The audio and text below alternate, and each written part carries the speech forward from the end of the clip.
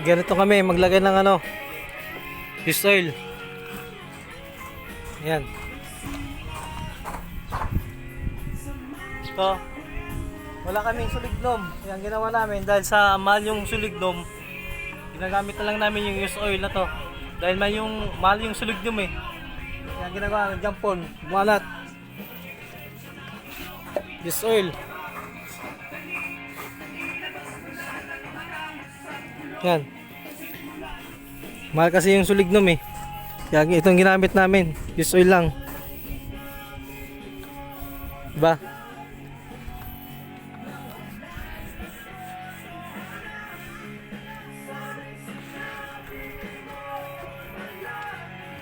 Kaya bagong tip namin yan.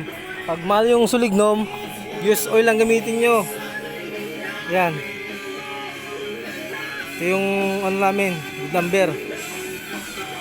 Yung iba. Ito na yung finish, ibang finish namin. May ngayong sound. Yan. Tapos na namin yan kanina pang umaga. Itong iba. Yan ang natapos namin kanina umaga. Ito. Yung iba, sinisimulan pa lang namin. 2x3. Ito naman yung 2x6. Malaki. Yan. Ang dito lang. Kaya ganyan mga teknik mga kalodi. Pag mahal yung sulignom, balatan natin ng used oil o kaya diesel. O John Paul, okay lang. John Paul, labor ko. Mahal namin.